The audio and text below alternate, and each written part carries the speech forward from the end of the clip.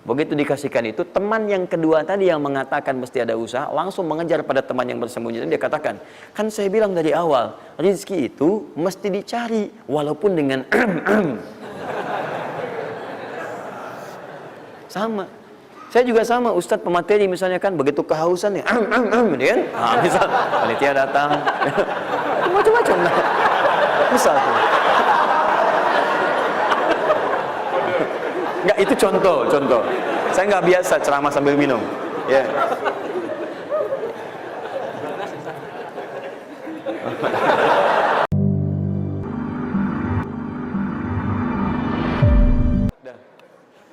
Satu, yang lewat usaha itu ikhtiar. Ya, buka Quran surah 39, Quran surah 53 ayat 39. An-Najm ayat 39. Wa allaysa lil insani illa ma sa'a. Wa allaysa lil insani illa ma sa'a. Wa allaysa lil insani, bahkan setiap manusia itu, awas, illa ma sa'a, akan mendapatkan rizki, akan mendapatkan hasil dari apa yang telah ia usahakan dengan sungguh-sungguh. Jadi kalau Anda ingin mendapatkan apapun, mau dapat pahala, dapat rezeki, dapat ini, dapat itu, maka semua bergantung yang pertama pada tingkat kesungguhan usaha Anda. Usaha yang serius, yang sungguh-sungguh disebut dengan sa'a, yas'a, sa'yan. Sa'a, yas'a, sa'yan.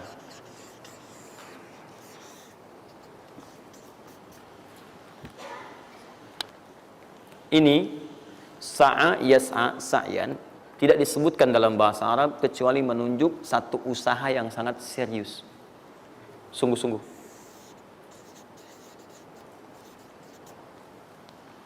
Di rizki yang pertama ini sifatnya kata Al-Quran, langsung Allah yang menyampaikan.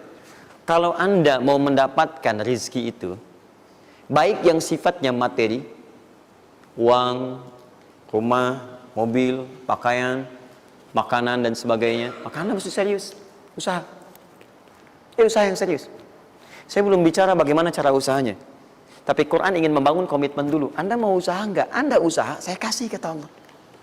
Jadi kalau Anda enggak usaha, enggak akan turun rezeki. Ya, enggak ada rezeki turun dengan cuman diam aja, enggak ada. Anda mesti usaha. Saat saya berada di Mesir, ada dua mahasiswa itu saling, mereka paham Quran. Mereka diskusi ingin membuktikan kebenaran Quran. Yang satu cara berpikirnya benar, yang satu keliru. Yang satu berkata, Allah kan sudah jamin rezeki kita akan diberikan, ya kan? Sampai kita wafat sempurna rezeki. Jadi nggak nyari pun pasti dikasih. Cara berpikirnya seperti itu. Ini yang dipakai oleh orang liberal sekarang. Nah, maksudnya logika semacam ini.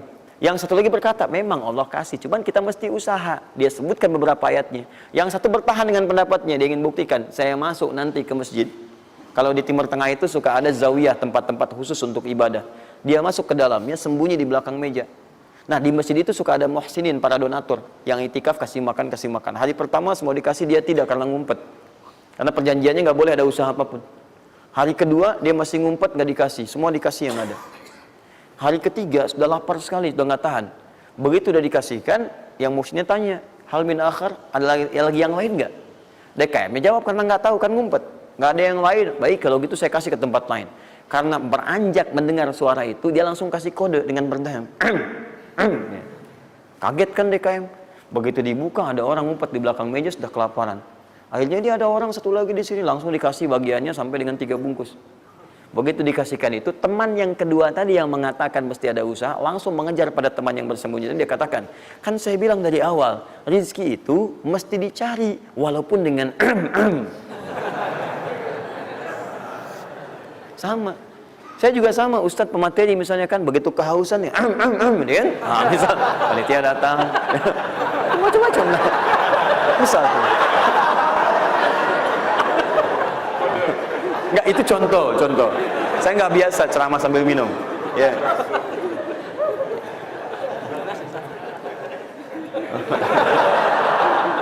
Jelas ya?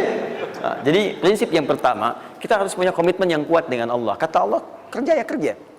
Kata Allah, usaha ya usaha, jangan diam. Di usaha itu sepanjang keluar yang disebut usaha dari dalam tubuh kita, kaki melangkah, tangan bergerak gitu kan, kemudian mulut berbicara, bersuara, atau telunjuk menunjuk aja, ada usaha rezeki turun. Apa butuh pembuktian lagi? Tuh lihat di beberapa belokan-belokan tuh, cuman orang begini aja, prit, 1.000, makasih Pak, 2.000, makasih bos, ya kan, 5.000, paman. Om. Wah, jelas ya, paham ya? Nah, ini yang pertama, usaha yang serius. Nah, ini langsung dicontohkan oleh Allah. Bahkan kalau Anda serius, nah perhatikan, ini jejaknya langsung ditemukan dan diabadikan dalam Al-Quran. Ada beberapa tahapan yang mesti kita tahu. 1, 2, 3.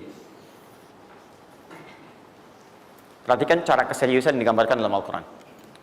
Teman-teman, kalau saya sebutkan sa'ah dalam Al-Quran, mungkin agak banyak kita mencarinya, butuh energi. Tapi kalau saya ilustrasikan begini, antum insya Allah akan lebih cepat menemukan. Kalau kita haji atau umrah, kemudian ada ritual setelah tawaf, namanya apa? Sa'i. Apa itu sa'i? Tuh kan, lari-lari kecil. Kalau lari-lari besar, maraton. Kan sudah saya tuliskan di atas. Sa'i itu kan dari sini tulisannya. Ya. Dari mana sa'i itu? Safa ke Marwah. Ya, buka Quran surah kedua ayat 158. Paling kiri di pertengahan. Innas safa wal marwata min sya'airillah. Faman hajjal bait aw i'tamara fala junaha alaihi ay yattawafa bihima. Man tatawwa khairan innallaha syakirun alim. Lihat sini. Ibadah ini kenapa dinamakan dengan sa'i? Dan sementara orang sekarang agak kurang tepat menerjemahkan dengan lari-lari kecil. Dalam bahasa Arab lari kecil bukan sa'i. Dalam bahasa Arab lari-lari kecil itu bukan sa'i. Ingat baik-baik kalimat ini. Kenapa dinamakan dengan sa'i? Karena di tempat ini pernah ada satu sosok yang sangat bersungguh-sungguh untuk berusaha. Sangat serius untuk mendapatkan rizki dari Allah Subhanahu wa taala. Sosok ini datang, diantarkan oleh suaminya. Kemudian ketika diantarkan, ternyata ini yang paling menarik. Ini yang saya berikan 3 panah ini. Diabadikan kisah ini di Quran surah ke-14 ayat ke-37. Pertama diantarkan. Ya, begitu tiba suami istrinya dengan anak yang baru lahir, tiba-tiba langsung bermohon kepada Allah. Perhatikan, bukankah Allah pemilik rezeki? Masih ingat tadi teori di awal? Pusat rezeki ada di mana? Baik. Nah, ini teman-teman sekalian, kaidah yang pertama. Kalau antum ingin berikhtiar berusaha, maka hal yang pertama dilakukan adalah mendekat dulu kepada pemiliknya. Mohon minta kemudahan, minta petunjuk, minta kenyamanan, minta keberkahan. Itulah sebabnya sebelum kita berangkat, kita sholat dulu. Sholat subuh, sholat fajar, menghadap, usahakan. Makanya Nabi setelah selesai sholat, selalu minta kepada Allah diberikan petunjuk mendapatkan rezeki.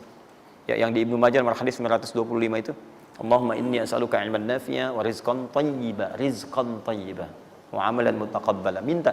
Kalau dalam bahasa kita, ya Allah berikan saya hal yang bermanfaat, ilmu bermanfaat dan rezeki terbaik di hari ini. Minta. Nah, begitu sampai beliau bermohon pada Allah, Rabbana inni askantu min dzurriyyati biwadin ghairi dzi zar'in inda baitikal muhram. Perhatikan ya.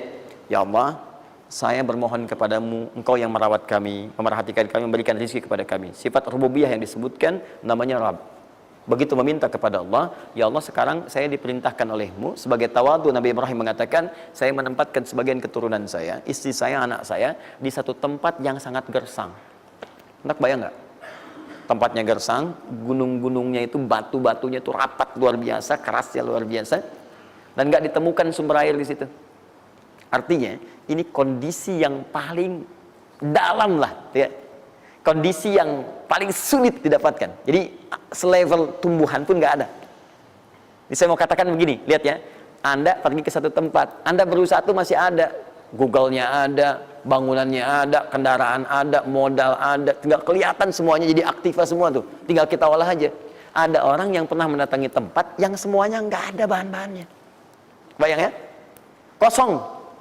Tuh, saya pernah satu kali waktu ada krisis itu, beberapa ke belakang, itu semua showroom macam-macam itu pada jatuh. Dan saya diundang ke Hyundai untuk ngasih motivasi, ngasih training.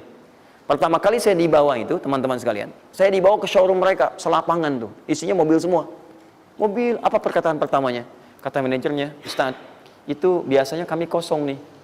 Sekarang banyak seperti ini katanya. Mohon nanti diberikan gambaran seperti apa kami mesti semangat macam ini. Saya bilang, Pak, Bapak itu luar biasa ya. Tahu nggak Pak? Orang yang pertama kali menemukan mobil, jangankan mobil begininya, bahannya aja susah nyarinya.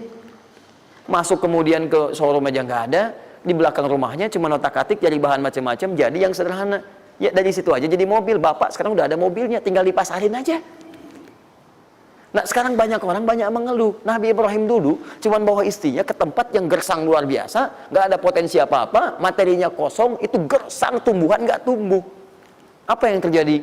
Begitu sampai di situ, satu kalimat ketika meninggalkan Ibrahim istrinya Sayyidah Hajar dengan anaknya Ismail alaihissalam, maka pertanyaan pertama dalam satu riwayat, ahadza min amrillah, apakah semua ini ketetapan Allah? Maka dijawab bala. Perhatikan prinsipnya, selama ini ketetapan Allah, maka Allah tidak akan menyia-nyiakan saya. Dan rizki telah Allah tetapkan kepada kita, maka Allah tidak akan pernah menyia-nyiakan kita. Paham ya? Jadi kalau Anda ditempatkan di kondisi apapun, bahkan mulai belum bekerja, baru lulus kuliah, bahkan mulai baru membuat satu bisnis misalnya, atau macam-macam halnya, ingat, ada yang lebih buruk kondisinya daripada Anda, yang semua bahannya bahkan belum didapatkan. Dan dia yakin dengan Allah. Sepanjang Anda punya Allah, maka semua akan mudah bagi Anda. Ini prinsip yang pertama. Jelas ya?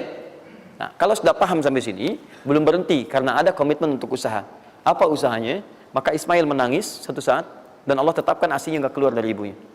Begitu tidak keluar, nah anak ini kan pasti bergejolak. Tangan bergerak, kaki bergerak, disimpan di bawah. Saat bergerak itu kakinya menghunjam ke tanah, tangan bergerak, nggak keluar apapun. Ibunya ini yang menempuh usaha yang sangat serius untuk mencari. Dia tahu kalau cuma diam nggak akan datang. Maka ibunya menerapkan satu ketentuan pertama yang nanti diabadikan dalam Al-Quran, yaitu teori rizki dengan ikhtiar, mencari cara yang serius. Nah, cuma apa yang akan kita keluarkan saat ini terlepas dari usaha apapun yang Anda kerjakan saat ini. Tapi teori dasarnya adalah ketika Anda menempuh usaha yang serius ini, ada beberapa tahapan yang mesti Anda lalui. Persoalannya, waktu saya sudah habis 9:30. Nah, saya mau minta sedikit aja, boleh nggak saya tambah 5-10 menit? Alhamdulillah.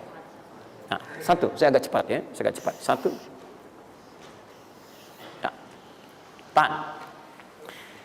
Yang pertama beliau lakukan, beliau kemudian mencari itu dengan semangat naik ke satu bukit. Naik. Bukit apa namanya? Kapan bukit itu dinamai dengan Sofa? Ini persoalannya. Belakangan kan? Belakangan, setelah itu bukit Sofa. Dari mana munculnya Sofa? Sofa itu kan kalau kita gali dari akar katanya, ya berasal dari kata tasfiyah. Ya, Sofa, yasfi, sofyan, wa tasfiyatan, wa sofian, wa sufyanan. Kalau pakai sin, sufyan, kalau pakai sod, sufyanan. Sofiyun. Tasfiyah artinya menyaring sesuatu yang kotor, sehingga yang bersih aja yang kelihatan. Kalau Anda menyaring sesuatu, saring, bersihnya itu ada, kotornya hilang, dibuang. Itu namanya tasfiyah. Pakai ta, sod, fa, ya, ta. Ini hasilnya disebut dengan sofa. Orangnya disebut dengan sofi atau sufi, perempuannya disebut dengan sofia. Jadi kalau ada yang namanya misalnya sufi atau sofia, ini orang yang mampu menyaring segala yang kotor dalam dirinya sehingga yang keluarnya yang baik-baik aja. Kalau bicara ada yang provokasi, mau ngucapkan yang kotor dia tahan, keluarnya yang baik.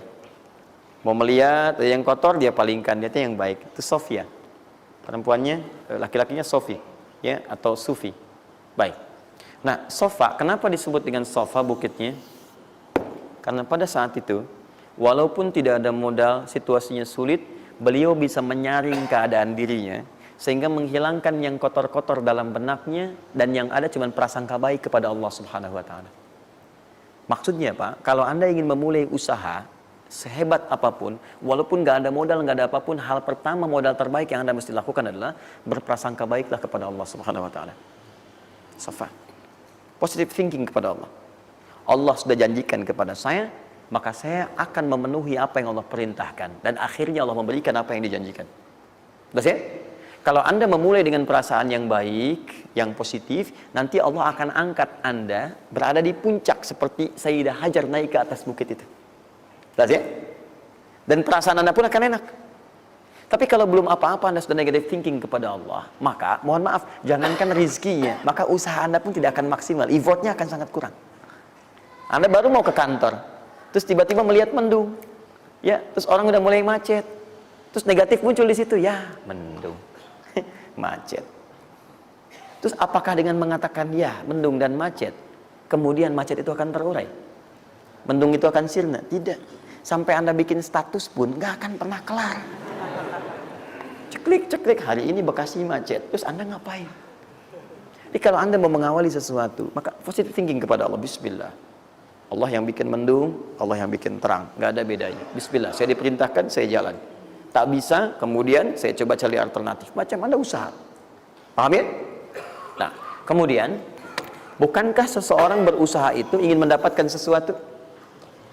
Puncak hal yang diinginkan, yang diharapkan itu bentuknya rizki. Tapi sifat ingin mendapatkan sesuatu, puncaknya disebut dengan marwah namanya. Sesuatu yang sangat diharap, diinginkan, marwah. Perhatikan baik-baik. Ya. Saya mau tanya begini, dari sofa ke marwah. Berusaha dengan serius Sayyidah Hajar. Lihat sini. Sofa itu kan di atas kan? Terus turun kan? Turun, tahan sini. Begitu ke sini, ngelihat ada peluang di sini. Terlihat seperti ada oase. Maka dipercepat jalannya. Makanya di sini sekarang ada tanda lampu hijau. Ya, begitu nyampe sini untuk laki-laki lari-lari kecil. Perempuan jalan cepat. Ini karena ibadah yang disebut dengan sa'i sering diartikan dengan lari-lari kecil. Ini berlari ini teman-teman, jalan cepat ibu. Ini sesungguhnya awalnya ini melihat di sini seperti peluang ada oase di sini marwah. Banyak air. Maka dipercepat jalannya. Sampai di batas ini ragu lagi. Betul nggak ya? Apa cuma fata morgana? Tapi yang paling dahsyat adalah dia memastikan dengan ikhtiarnya. Saya mesti pastikan dulu, jangan menduga-duga. Dikejar sampai ke atas. Begitu kepastiannya tidak ada sama sekali. Ternyata fata morgana saja. Dari sini balik lagi, mungkin di sini ada. Ya, balik lagi ke tempat tadi, balik dilihat sini kayak ada betul di sini. Balik nyampe sini fata morgana. Bola balik sampai dengan 7 kali. Ya, dari sini ke sini 1, sini ke sini 2, ini 3, 4, 5, 6, 7. Ingat, sofa selalu genap, marwah selalu ganjil. Kalau Anda umrah, kemudian tiba-tiba Anda merasa berakhir selesai, tapi posisi Anda di sofa kemungkinan cuma 2. Kalau bukan Anda kurang baru 6 kali, atau Anda terlampau soleh 8 kali. Pasti di sini. Nah, apa hikmahnya? Proses ini disebut dengan sa'i. Perhatikan baik-baik. Tahan, fokus. Ketika Anda berusaha teman-teman, maka mulailah dengan berpositive thinking kepada Allah. Tapi ingat, usaha Anda tidak akan selamanya ada di atas. Mungkin suatu saat akan turun. Kan? Mungkin Anda ada di puncak. Mungkin suatu saat Anda turun. Mungkin kadang ada di puncak, kadang stabil aja. Tapi kalau Anda melihat peluang, cepat kejar selama peluang itu baik. Itulah yang dimaksud dengan kompetisi yang sehat. Ada dapatkan kejar, ada tender, ikut tender dengan cara yang baik, cara yang normal, ikut. Kalaupun bukan rezeki Anda, nggak ada masalah. Dan jangan pernah macam-macam lah. Saya dah ajar kan nggak pernah nyogok sama malaikat. Malaikat cepat sini dah gitu. Saya kan di sini Nabi gitu kan. Kau minta apa saya kasih, kan nggak pernah. Ya biasa aja bolak-balik. Ya walaupun mungkin ketika Anda kejar itu bukan bagian Anda, mungkin cuma fata morgana, nggak ada masalah. Saya kasih rahasia besarnya. Sepanjang Anda betul-betul ikhtiar dilakukan karena Allah, maka perhatikan baik-baik. Kadang-kadang Allah seakan menunda apa yang menjadi hak Anda, bukan ingin menunda dan membiarkan Anda tidak mendapatkan sesuatu, tapi ingin memberikan semua nikmat secara sempurna. Karena di atas itu ada nikmat pahala, ada nikmat doa, ada nikmat istighfar, ada nikmat usaha, dan nikmat hasil yang tiada terputus. Tidak terputus. Lihat sini. Kalau antum sehari berusaha, nggak dapat apa-apa. Memang, mohon maaf, hasilnya belum dapat diraih. Belum dilihat tuh. Tapi bukankah pada saat itu, doa antum akan bertambah? Bukankah malamnya salatnya nambah? Tahajud? Bukankah di situ kadang-kadang kita istighfar? Ya Allah. Teman-teman, bukankah istighfar menggugurkan dosa? Bukankah berdoa menambah harapan, mengakumulasikan sesuatu? Bukankah tahajud menambah pahala lagi? Kadang-kadang yang diinginkan oleh Allah pertama kali bukan dunia dulu. Ketika Allah mencintai seorang hamba, dia akan berikan pahala akhirat dulu. Karena dunia itu sifatnya sementara. Hei fulan, kamu kemana aja? Kemarin kamu jauh dari saya, baru sekarang kamu pikir dekat dengan saya. Saya nggak pengen kasih dunia dulu, dunia itu kecil. Kalaupun di seekor sayap samuk sebelahnya, sebelah sayap nyamuk ada dunia itu ada nilainya, saya kasih buat kamu deh, nggak ada nilainya. Ya, karena itu saya ingin kamu akhirat sempurna dulu. Saya ampuni dulu dosa-dosa kamu yang kemarin. Begitu sudah diampuni, hari kedua istighfar lagi diampuni, saya kasih pahala yang banyak. Begitu pahala udah dapat, dosa udah diampuni, baru dunia diakumulasikan. Karena hukum dunia itu, kalau antum usaha akan terus diberikan. Jadi nggak ada yang nggak dikasih. Jadi kalau antum sehari bekerja ini, kelihatannya nggak dapat apa-apa. Bukan nggak dapat apa-apa, disimpan untuk diakumulasikan.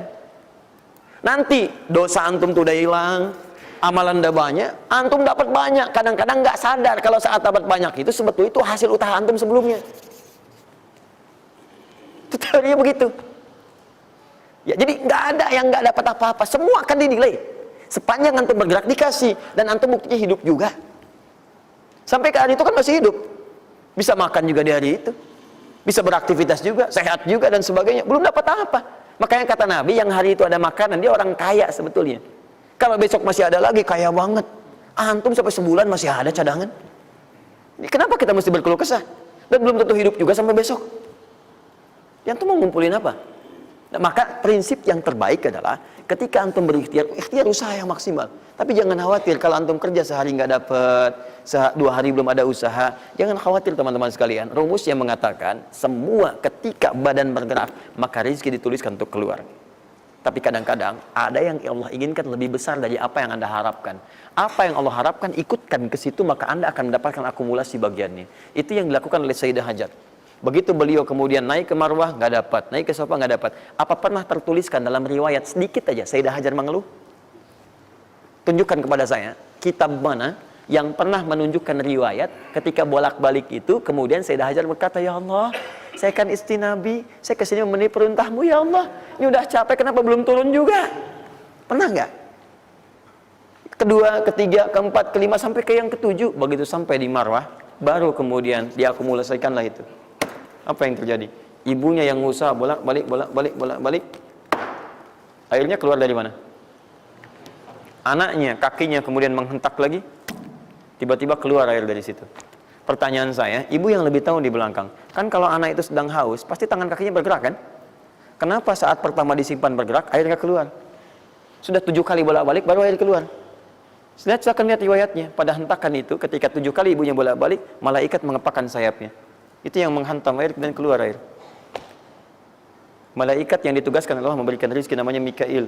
Itu ada di Quran surah kedua ayat ke-98. Ya, man kana aduwwan lillahi wa malaikati wa rusuli wa jibril wa mikail. Mikail. Di antara tugas Mikail oleh Allah ditugaskan untuk memberikan rezeki. Yang paling menarik, perhatikan baik-baik. Begitu airnya keluar, ibunya sedang di Marwah, sedang berdoa nih. Makanya kalau sa'i di sofa ngadep ke kiblat berdoa dulu, ke Marwah ngadep ke kiblat berdoa dulu. Begitu sedang berdoa nyampe ke Marwah yang ke-7, anaknya lebih kencang menangisnya. Ibunya mendengar suara nggak biasa, dikejar ke sini. Begitu kejar ada air. Apa kata ibunya? Lihat kalimatnya. Zam, zam, zam, zam. Ibunya tidak mengatakan ijma, tapi zam, zam, zam, zam. Zam itu artinya kumpul jangan berhenti, kumpul jangan berhenti, kumpul jangan berhenti. Sampai sekarang air itu tidak pernah berhenti. Perhatikan bagaimana akumulasi pekerjaan seorang ibu yang sangat serius menghasilkan rezeki bukan hanya untuk dirinya, untuk anaknya, cucunya, cicitnya, dan berganti generasi sampai kita sekarang. Kita aja ke zaman Nabi Muhammad, itu teman-teman sudah lewat 15 abad. Nabi Muhammad ke Nabi Ismail 29 generasi. Satu generasi bisa ribuan tahun. Nabi Muhammad ke Nabi Musa aja 2000 tahun, ke Nabi Isa 600 tahun. Sekarang ke Nabi Ismail 29 generasi. Muhammad bin Abdullah bin Abdul Muttalib bin Hashim bin Abdul Manaf bin Qusay bin Murrah bin Kilab bin Ka'ab bin Ghalib bin Fihir bin Malik bin Nadar bin Kinana bin Khuzaimah bin Mudrika bin Ilyas Salam bin Nizar bin Mudar bin Ma'ad bin Addan bin Adi bin Adri, ya, bin Muqawwam bin Nahur bin Tari bin Ya'rub bin Yasib bin Nabit bin Ismail alaihissalam. 29 generasi. Yang bisa mengulang 29 ini saya bebaskan paspornya untuk menghafal Quran di pekan depan. Silakan. Boleh, silakan. Tapi kalau salah satu tambah 1 ayat. Jelas? Terakumulasi. Maka boleh jadi kita berusaha bekerja, sehari belum dapat, 2 hari dagang belum dapat, tenang. Begitu antum 3 hari, tiba-tiba dagangan diborong habis. itu sebetulnya usaha antum yang sebelumnya. Tapi antum dapat bonus ampunan dosa, pahala, macam-macam. Maka jangan mengeluh. Dan jangan pernah antum sekali-kali, awas ya, awas, mengeluarkan kata-kata yang seakan-akan Allah menghentikan rezeki antum. Maka disitulah kesulitan paling sulit akan antum awali. Ya Allah, apa engkau nggak sayang dengan saya? Saya perlu usaha apa lagi? Kenapa belum diberikan juga? Dan sebagainya. Itu kadang-kadang membuat seseorang kalau sudah kehilangan arah seperti itu sampai meninggalkan agamanya, itu yang paling fatal. Paham ya?